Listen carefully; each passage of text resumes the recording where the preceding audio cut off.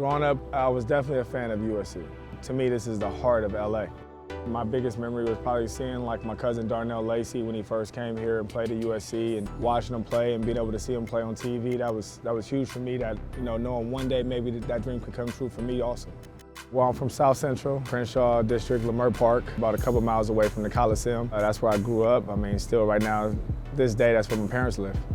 My childhood, I kind of was a lazy kid. I liked playing video games. Back in the day, it was all about Nintendo. So Tecmo Super Bowl, and you just got to hit the A button as hard as you can, as fast as you can. You just break all these tackles, and Bo Jackson and Marcus Allen just going crazy. So anything that kind of got me out the house was actually playing, you know, tackle football. And we'll be out there playing with blood all on our shirts because we tackling on cement and everything else. So nowadays, nobody would do that.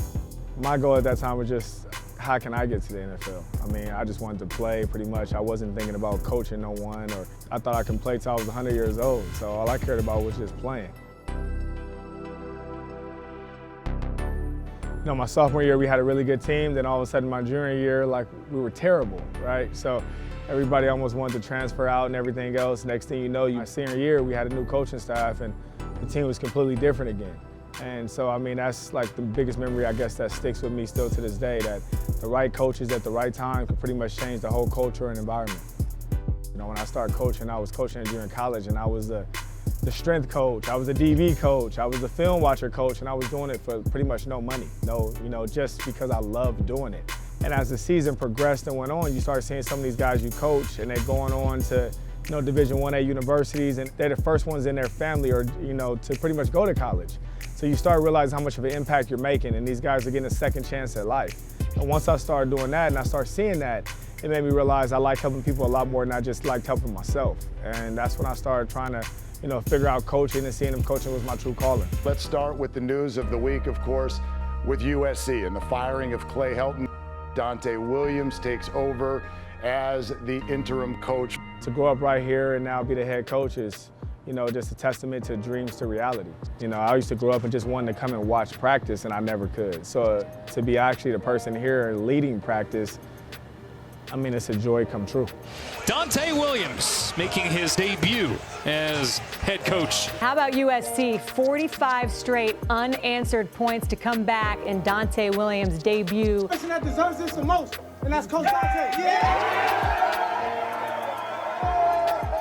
I know what SC was, I know what it is, I know what it can be. This is a monster waiting to explode. As a coach, I'm really, really demanding, aggressive by nature, and I'm gonna make sure that, every day, whether it's meetings, whether it's practice, whether it's the game, that you get the best of me. So it's all about me to bring the best out in everyone else around me.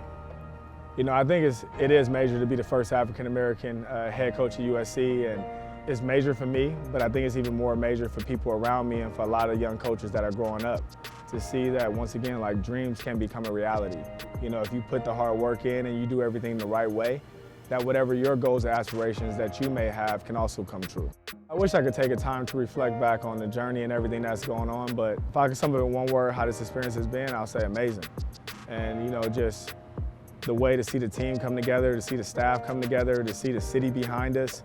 I mean, it's nothing else, I could explain this. This is like, when somebody pinched me, maybe I'll wake up, but hopefully I never wake up.